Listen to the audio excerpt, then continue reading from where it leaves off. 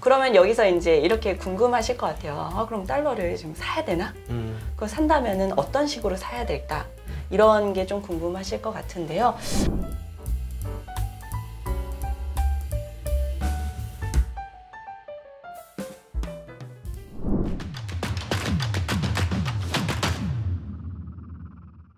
안녕하십니까. 증시역도TV 시청자 여러분, 투자 여러분 반갑습니다. 네, 트럼프 대선 이후 금융시장에 많은 혼란들이 존재하고 있습니다. 과연 이 흐름들이 어떻게 되는지 참 궁금한데요.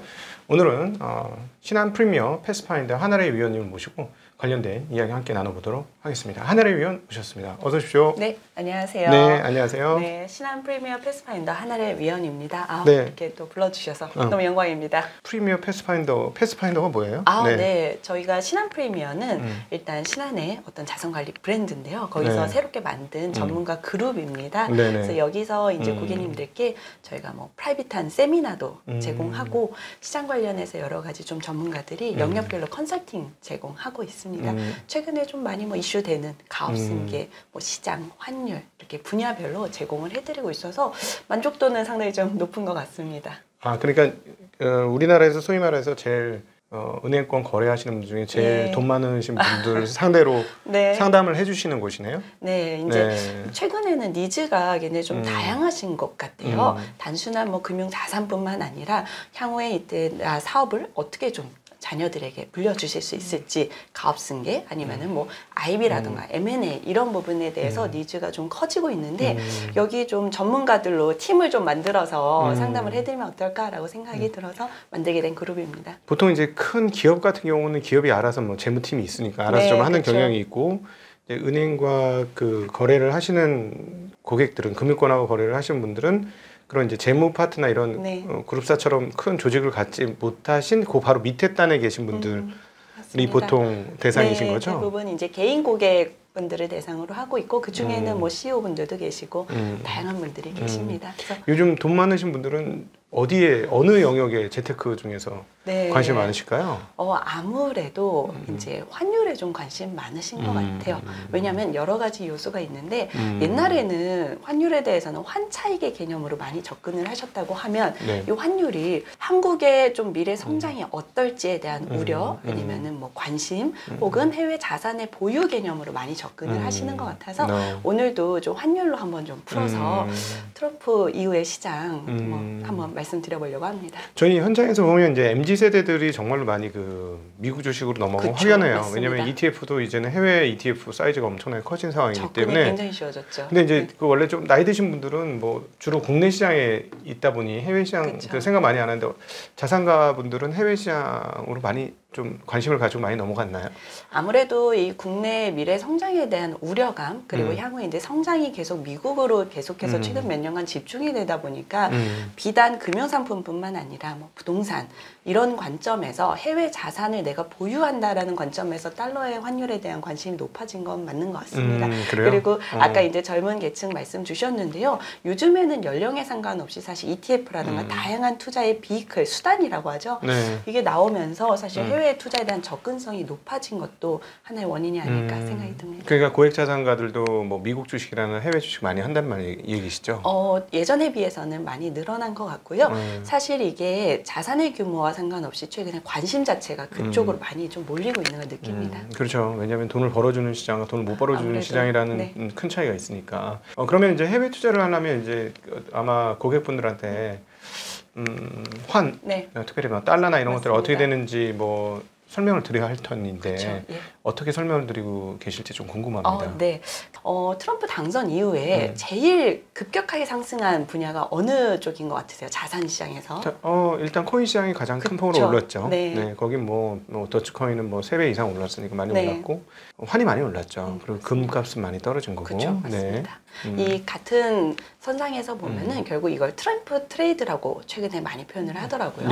트럼프 대통령이 당선이 되면서 수혜를 볼 걸로 기대되는 분야의 돈이 몰리면서 가격이 많이 오르는 현상이 나타난 것 같습니다. 그 중에서 이제 달러도 말씀하신 것처럼 큰 폭으로 올랐는데요. 이 달러 같은 환율은 흥미로운 게 이 국가의 성장을 반영을 한다고 저는 생각을 합니다. 그러면 트럼프가 당선이 되고서 미국은 성장을 할 것 같고 반대로 다른 국가들은 다양한 뭐 무역이라던가 이런 정책을 통해서 좀 제재를 받을 것 같으니까 성장성이 좀 꺾일 것 같으니까 달러로 확 몰려간 게 아닌가 이런 생각이 드는데요. 네. 그러면 트럼프가 이번에 첫 당선이 아니지 않습니까? 그렇죠. 재선에서 이제 성공을 했죠. 뭐 중간에 텀이 있기는 했지만 그러면 소위 말하는 트럼프 일기 때도 달러가 오르고 계속 강했어야지 되는 게 맞죠. 네, 만약에 예. 이제 그 어떤 정책의 일관성이 있다면 1기와 이번 2기 때 정책의 일관성이 있으면 아마 1기 때의 흐름이 비슷하게 나타나겠죠. 네. 그래서 제가 여기 장표를 하나 좀 준비를 했는데요. 같이 보시면 좋을 것 같습니다. 네. 트럼프가 2016년도 11월에 첫 대통령 당선이 된 직후에도 달러는 많이 올랐습니다. 근데 여기 그래프 한번 보시면요. 그 뒤에 오히려 한 1년여간은 달러가 계속 약세를 보입니다. 그러면 사실은 좀 아이러니하죠. 트럼프가 당선이 돼서 미국이 성장을 할 것 같고 다양한 제재로 다른 국가들의 성장성이 꺾일 것 같아서 달러가 그럼 계속 강해야 되는데 오히려 굉장히 약세로 접어들었단 말이죠. 네네. 그래서 보시면은 이 달러를 움직이는 것에 대해서 향후에 지금 시장의 기대만큼 계속 달러가 강할 것이냐 그러지 않을 수도 있다는 말씀을 한번 드려보려고 합니다. 1기 때 그런 올랐다가 떨어졌으니 예. 이번에도 뭐 무조건 오른다고 보장할 수 없다는 말씀이죠? 보장할 수는 없죠. 네. 네. 그 근거를 좀 몇 가지로 말씀을 드려보려고 하는데요.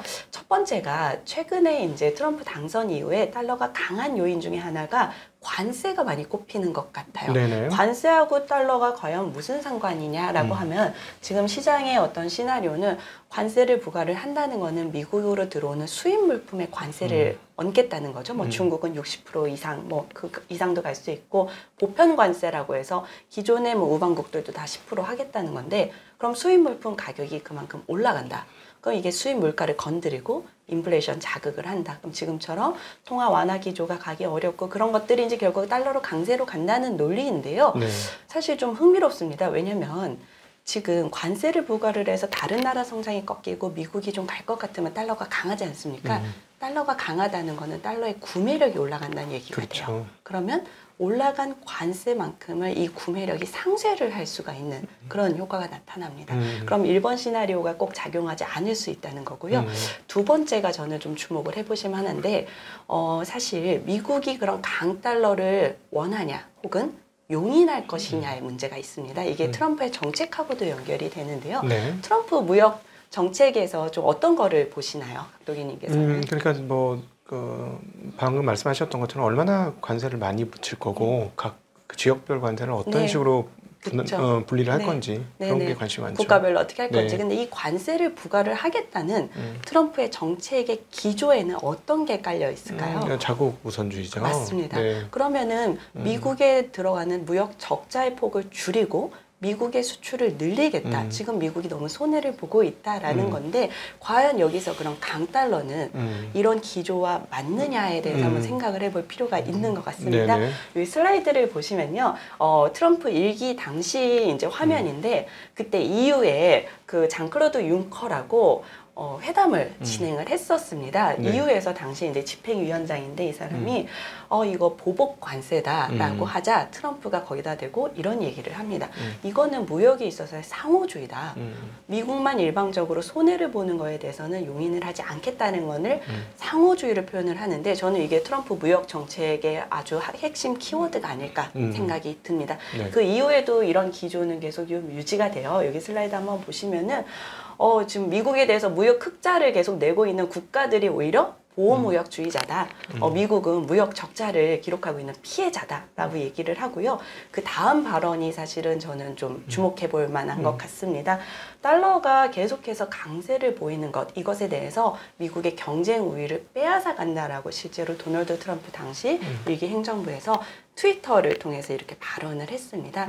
이런 것들을 볼 때 과연 미국이 지금 같은 강달러의 그런 기조를 계속 용인을 할 것인가 이에 대해서는 한번 생각을 해볼 만한 문제가 아닌가 싶고요. 네. 여기서 이제 한 가지 더 오늘 아침에 올라온 뉴스더라고요. 환율 그 관찰국에 한국이 다시 들어가게 됐습니다. 네네. 이 7개국 중에 맞습니다. 원래 6개국은 있었고 우리는 신규죠. 네, 그래서 한국이 이제 원래 제외됐다가 이번에 들어가는데요. 이 환율 관찰국이라는 하는 게 결국에 미국에 대해서 계속해서 무역 흑자를 내느냐, 그리고 GDP 대비해서 얼마나 경상무역 수지가 규모가 있느냐에 따라서 하는데, 말씀하신 것처럼 7개 국가가 들어갔죠. 거기 뭐 중국도 있고 싱가포르도 있고 대만, 베트남, 일본, 한국 이렇게 들어가 있습니다.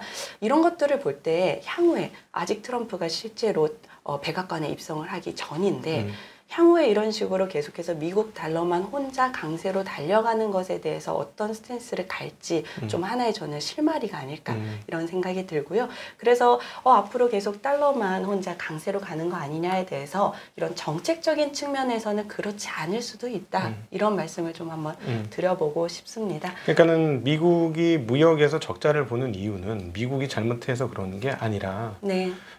타국들 중국이라든가 뭐 대만, 일본, 한국 뭐 이런 국가들 수출을 많이 하는 국가들이 너희들의 환율을 인위적으로 약세를 나타내서 수출을 많이 하려고 그렇게 한 거니 이건 우리에 대한 조작이다라는 의미에서 본다면 사실 경고를 한 거죠. 관찰국을 통해서. 너희들 환을 약하게 하지 마라라는 경고고, 그다음에 이제 환율 관창국에 넣은 것도 내가 너희들 지켜볼 테니까 계속 이런 식으로 약세로 하면 안 된다. 그러니까 그걸 풀어보면 환이 강세가 된다면 달러가 약세가 되는 거죠. 이쪽 국가들의 환이 강세로 된다면. 그러면은 사실은 지금의 시나리오처럼 지금 모두가 강달러를 외치면서 달러에 대한 수요가 집중이 되고 있는데 사실 이런 기대감으로 조금 섣불리 달러에 대한 포지션을 가져가시는 거는 조금 리스크가 있을 수 있다. 조금 시계열을 길게 볼 필요가 있고, 그거에 대한 어떤 참고서가 정답지라고 하긴 좀 어렵겠습니다만 참고서가 당시 트럼프 일기 행정부의 어떤 정책적인 흐름이 될 수 있다, 이렇게 말씀을 드리고 싶고요. 여기서 이제 한 가지 더 말씀을 드려보고 싶은 게 이제 무역인데요. 최근에 이제 국내 미래 성장에 대해서 우려를 많이 표하시는데 거기에는 뭐 한국의 무역이나 수출도 있는 것 같아요. 근데 저는 이렇게 생각을 합니다. 안 좋은 여건인데 나만 안 좋은 거랑 다 같이 안 좋은 건 좀 다를 수 있다는 생각이 들거든요. 그래서 여기 장표 오른쪽을 보시면 향후에 이제 트럼프 2기 행정부에 있어서 무역 제재라던가 뭐 여러 가지 무역의 제협상을 피할 수는 없다라는 얘기가 굉장히 많아요. 그래서 국내 시장도 사실은 지금 좀 타격이 있는 걸로 보이는데, 이런 상황에서 우리만 맞는 게 아니라면은 조금 더 슬기롭게 해결할 수 있는 솔루션을 찾아볼 수 있지 않을까. 저는 뭐 정책과 관련된 입안자나 이런 거는 아니지만 제가 봤을 때는 아까 말씀드린 어떤 참고서를 활용할 수 있지 않을까. 그거를 이제 좀 준비를 해봤는데요. 일단은 말씀하신 것처럼 보편관세나 이런 환율에 대해서 아까 7개 국가가 들어갔지 않습니까? 한국만 맞는 것은 아니다. 두 번째로 보편관세라는 게 동등하게 10% 관세가 있다라고 하면은 여기서 중요한 건 좀 속도전이 중요하지 않을까, 그런 생각이 듭니다. 실제로 과거에 한국이 미국하고 FTI 재협정을 트럼프 일기 행정부 당시에 했는데요. 그때 이제 통상교섭본부장 유명희 본부장이라는 분이 진행을 했었어요. 그때 했던 발언이 좀 의미가 있다고 저는 생각을 하는데 속도전이다. 그러니까 트럼프를 뽑은 유권자들에게 어떤 가시적인 성과를 빨리 안겨주는 게 중요하다. 저는 이런 게 한번 참고해 볼 만한 실마리가 될 것 같고, 여기서 이제 사실은 한국의 미래에 너무 암울하다 이렇게만 생각하지 않으셨으면 좋겠다는 말씀을 드리고 싶습니다. 혹시 그러면은 우리나라가 이제 무역을 거기에 속전속결로 이렇게 대응을 해준다면 어떤 대응을 해주는 게 좋을까요? 사실은 지금 미국에서 제일 중요하게 생각하는 게 무역에 있어서는 미국의 이 국가가 얼마나 무역 적자를 끼치고 있느냐. 무역 적자에 대한, 이렇게 말하면 좀 아이러니하지만 무역 적자에 대한 기여도를 굉장히 좀 중요시하는 것 같습니다. 근데 안타깝게도 한국이 최근에 미국에 대해서 무역 적자를 계속 많이 내고 있거든요. 그러니까 우리가 한 150억 달러 정도 흑자를 내는 거죠? 지금 보시면은 뭐 올해 1월부터 8월까지 한국이 지금 미국에 대해서 무역 수지 적자가 뭐 447억 달러 정도로 계속 규모가 커지고 있는 건 사실 우려할 만한 부분입니다. 그리고 거기서 미국의 주요 수입 물품 중에 1위가 자동차인데요. 이게 이제 한국의 주요 수출품 중에 하나거든요. 그럼 이 부분에 있어서 사실은 내줄 건 내주고 받아올 건 받아오고 이런 부분이 중요한데, 스피드가 중요하다고 말씀을 드렸던 게 이 멕시코 사례가 있습니다. 과거에 멕시코가 미국하고 협정을 체결할 때 지금은 없어진 나프타 있죠. 이게 지금은 USMCA로 바뀌었는데 조금 이제 시간을 끌면서 오히려 그때 장벽, 그 멕시코 장벽이라던가 불법 이민자 문제까지 더 가지고 온 그런 사례가 있거든요. 그래서 최근에 이제 보면은 이런 과거 사례들에 대해서 자동차라던가 반도체라던가 이런 부분에 있어서 사실은 협상을 하고 대신에 우리가 가져올 수 있는 그러니까 미국에서 계속해서 카펙스를 늘려갈 걸로 예상되는 분야에 대해서는 좀 적극적으로 입장을 취하는 게 어떻게 보면 좀 도움이 되는 실마리가 아닐까 그런 생각이 듭니다. 네. 사실 그 좀 깝깝하죠. 로버트 라이트 하이저라는 사람이 지금 지목이 다시 되고 있으니까 아마 이런 보호무역 개념이 유지가 될 건데 우리가 미국에서 사올 수 있는 게 그 사실에 그 나라의 멋진 장관의 뷰 뭐 이런 거밖에 없잖아요. 그래서 갖고 올 거는 소고기 뭐 예를 들자면 식량 뭐 이런 거 외에 갖고 올 게 많지 않죠. 그러면은 우리 관광 가는 거 뭐 이런 것들 외에 사실 갖고 올 게 많죠. 그래서 사실은 이런 부분들이 제가 이제 그 다음 슬라이드에 하나 준비를 했는데요. 여전히 좀 국내의 어떤 미래 펀더멘탈에 대한 우려가 남아 있는 것 같습니다. 말씀하신 것처럼 우리의 주요 수출 물품이라는 것 자체가 첫 번째로는 생산 기지가 다 현지로 지금 이전을 하고 있는 이슈가 있습니다. 그래서 이게 예전에는 수출을 많이 하고 우리가 무역 수지가 좋으면 달러가 국내로 유입이 되는 구조였거든요. 근데 지금은 말씀하신 것처럼 우리가 좀 가져올 건 없는데 계속 수출하는 것들은 현지에 공장을 짓고 있다. 달러 유입이 잘 안 되고 있는 요소가 하나가 있고요. 두 번째가 뭐냐면은 이 우리가 수출을 할 수 있는 무대가 많이 좁아졌다는 겁니다. 그게 트럼프 행정부 1기하고 지금이 달라진 건데 2018년도 무역 분쟁 이후로 사실은 국내 대중 수출이 굉장히 많이 쪼그라들었죠. 그래서 저는 이 장표가 사실 좀 유의미하다고 보는데 중국에 직접 혹은 연계해서 수출 생산하는 것들이 계속 보시면 다 감소를 하고 있고 특히 IT 분야가 대중 수출 연계 생산이 엄청나게 최근에 줄어들었습니다. 이게 다 어디로 갔냐? 그러면 미국 쪽으로 좀 쏠린 걸 볼 수가 있거든요. 오른쪽에 보시면 대중 수출은 계속 줄어들고 대미 수출은 올라가는데 그럼 미국에서 이런 식으로 제재가 들어올 때 우리가 설 수 있는 입지가 좁아지고 입지가 좁아지면 사실 작은 충격에도 흔들릴 수 있는 그런 리스크 요인이 좀 높아집니다. 마지막으로 아까 이제 서두에서 말씀드렸지만 최근에 해외에 직접 투자를 하는 개인 투자자분들이 굉장히 많이 늘어났어요. 11월에 보니까 이제 개인 해외 주식 투자 규모 한 141조 정도 되더라고요. 그러면 사실은 이런 것들이 다 달러에 대한 순 유출의 어떤 포지션을 만들어 나가는 우려를 좀 만들어내고 있는 것 같습니다. 그렇죠. 최근에 워낙 약세에 이바지한 부분 중에 상당한 게 대미 투자. 네, 맞습니다. 투자 자금의 직접 투자라고 할 수가 있죠. 그러니까 우리가 앞서 모두의 MZ세대 그리고 또 자산가들이 미국 투자를 하냐 뭐 이 얘기를 했습니다만 그 자금 이동이 사실 상당히 큰 그 역할을 했을 거라고 봐요. 다른 원화 약세에 있어서. 그러니까 계속해서 달러가 유출이 되고 유입이 되는 통로는 작아진다고 하면은 상대성이거든요. 환율은 원화의 입지가 자꾸 약해질 수 있다는 거죠. 그래서 지금까지 제가 이제 말씀드린 내용을 좀 정리를 해보면 트럼프 당선 이후에 달러 많이 올랐습니다. 근데 지금 오른 폭처럼 앞으로도 계속 유지가 될 것이냐 그것에 대해서는 사실은 여러 가지 미국의 정책적인 기조라던가 이런 부분을 봤을 때 꼭 유지되지 않을 수는 있다. 다만 한국이라는 국가가 가지고 있는 펀더멘탈에 대해서 좀 유의할 점에 대해서 마지막으로 이런 달러의 유출 기조에 대해서 좀 말씀을 드려봤거든요. 그러면 여기서 이제 이렇게 궁금하실 것 같아요. 그럼 달러를 지금 사야 되나? 그거 산다면은 어떤 식으로 사야 될까? 이런 게 좀 궁금하실 것 같은데요. 저는 이렇게 말씀을 드리고 싶습니다. 성장이 몰리는 곳에 대해서 투자를 하시는 방향성은 맞습니다. 지금 성장이 몰리는 곳은 여전히 미국이죠. 트럼프가 당선이 되면서 계속해서 당분간은 지속이 될 걸로 보이는데 주의하실 거는 사실 그 속도인 것 같습니다.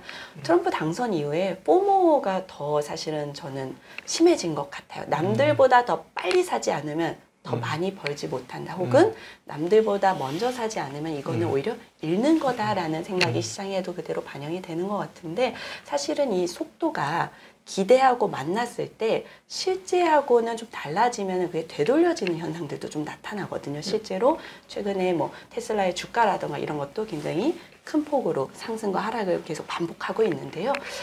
여기 슬라이드를 제가 하나 준비를 했는데 뭐냐면은 미국 기준금리하고 미국채 10년물 수익률입니다.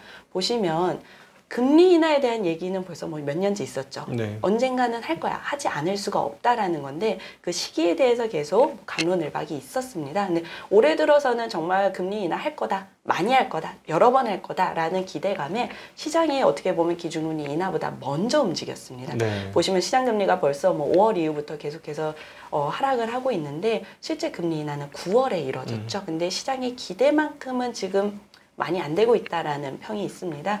그러자 보시는 것처럼 시장 금리가 오히려 좀 말고 올라가는 모습을 보이거든요. 그래서 제가 드리고 싶은 말씀은 방향을 가지고서 투자를 하시는 건 맞지만 그 속도를 사실은 너무 먼저 가져가실 경우에 이 시장하고 만나지 않았을 경우 아까 말씀드린 것처럼 실제로 달러가 지금처럼 계속 강하지 않을 경우에는 시장에 어떤 되돌려지는 현상이 나타나는 거를 좀 조심하시면 좋을 것 같고요. 그러니까 금리가 높아지면 예. 이 말인즉슨 금리가 높아지면 주식시장이 좀 불리하다 이렇게 보시는 건가요? 금리로 보기보다는 속도와 기대로 좀 말씀을 드려보고 싶었어요. 지금 이 시장 금리가 올라간 것도 결국에 시장에서는 더 여러 번, 더 많이 금리를 내릴 걸로 생각을 해서 먼저 가서 더 기다렸단 말이죠. 근데 실제 시장이 그만큼 따라와 주지 못하자 오히려 그걸 못 견디고 튀어 올라가는 현상을 말씀을 드린 겁니다.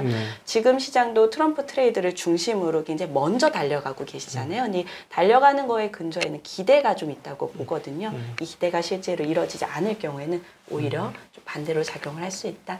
그리고 뭐 어떻게 투자를 해야 되냐.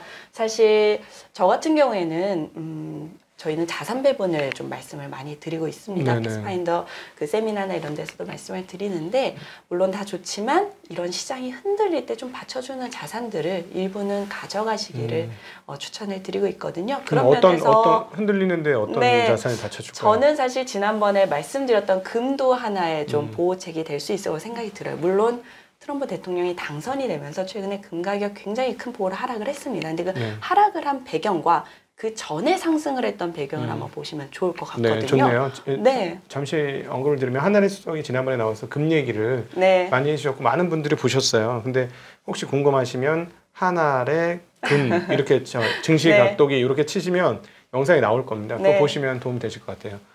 연관 동영상 옆에 띄워주시나요? 네.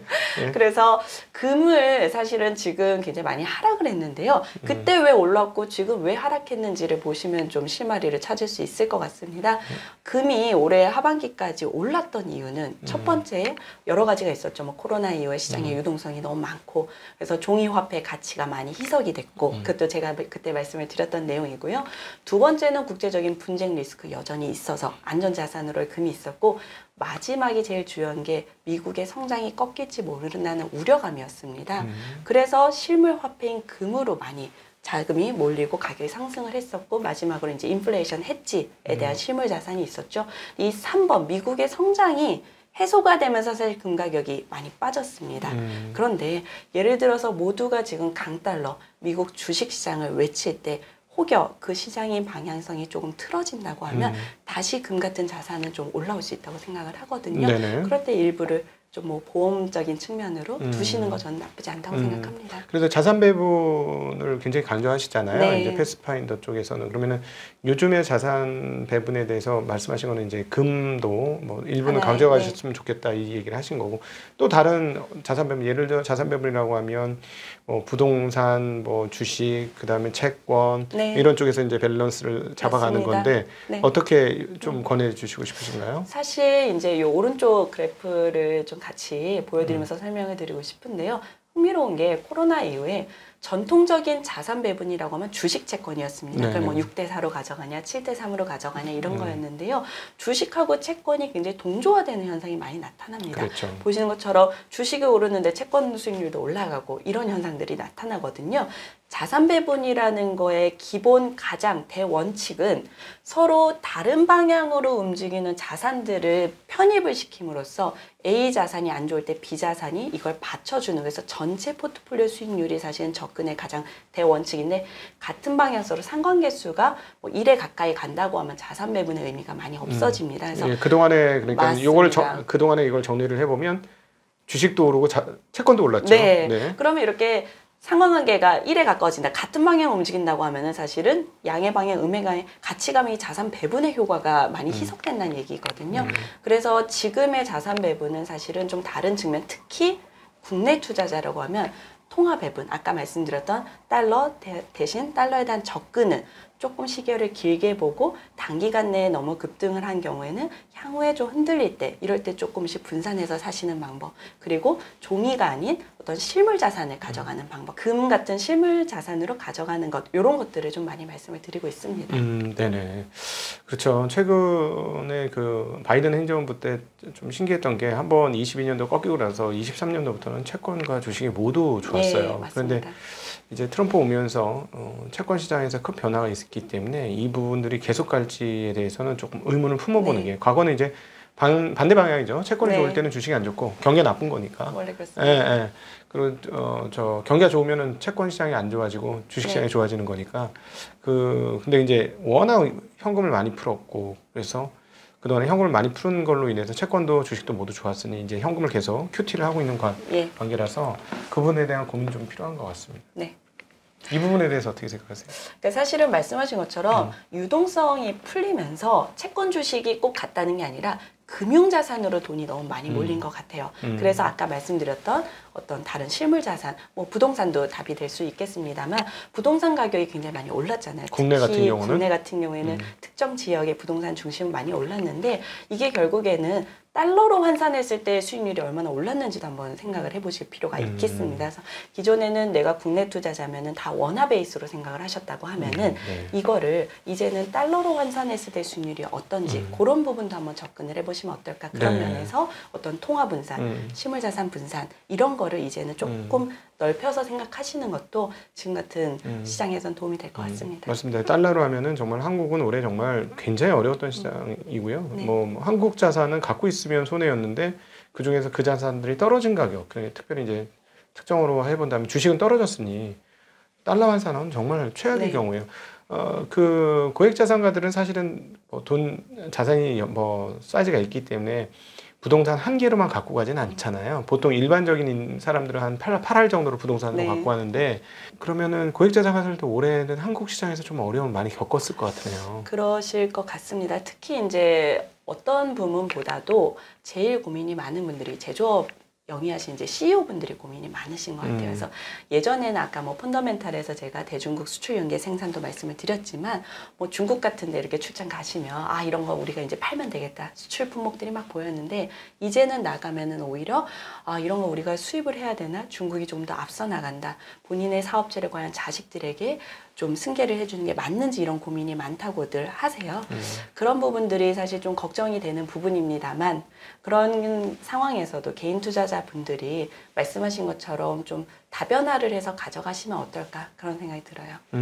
그렇죠. 지금 앞서도 우리가 대중국 수출이 꺾이는 게 사실 중국의 경기가 안 좋아서 그 부분도 있지만, 중국이 자체 생산을 점점 많이 하면서 맞습니다. 과거 이제 우리나라가 외국 어려울 때는 뭐 모든 걸 다 수입해서 썼지만 이제는 웬만하면 우리가 다 만들어서 맞습니다. 쓰는 것처럼 네, 이제 미국도 그렇고요. 중국도 다 만들어서 쓰는 상황이다 보니 대중국 수출이 좀 꺾일 수밖에 없는 거고, 그다음에 말씀하신 대로 품질 경쟁력이 과거와는 차원이 다르게 많이 올라갔던 게 분명히 맞는 것 같아요. 네, 하시더라고요. 그러니까 제조업 계신 분들이 옛날에 우리가 팔았는데 이제는 얘네들이 수준이 올라와서 못 팔겠다, 이런 얘기를 하신다는 거죠. 가격도 그렇고 품질도 그렇고. 그러니까 사실 그동안 한국이 누렸던 중국에도 수출하고 미국에도 수출하고 달러벌이 하면서 누렸던 어떤 그 패러다임이 이제는 적용이 되지 않을 수가 있다. 이런 부분을 좀 고려를 하시면 좋을 것 같습니다. 자, 오늘 그 신한 프리미어 패스파인더의 한아래 위원님과 함께 트럼프 시대 이후에 달라지는 그 자산 운용 상황에서 어떻게 자산 운용을 하면 좋을지, 그리고 우리가 관심이 많은 계속해서 그 트럼프 당선되고 달러 강세가 가고 있는데 이 달러 강세가 유지가 될 것인지, 과거 1기 때를 기준으로 해서, 그리고 또 미국의 무역에 대한 관점을 통해서 달러가 계속 강세로 갈 것인지, 아니면 좀 다른 궤적을 보일지에 대한 공부를 같이 해보았습니다. 귀중한 시간 만들어주신 우리 한아래 위원님께 감사드리고요. 네, 그 신한 그 고객은 궁금하시면 우리 패스파인더에 문의를 해서 더 듣고 싶으시다 하시는 분은 우리 한아래 수석님 초빙하셔가지고 들으시면 좋을 것 같습니다. 네, 오늘도 함께 해주신 모든 분들께 감사 인사 드리겠습니다. 인사드립니다. 고맙습니다.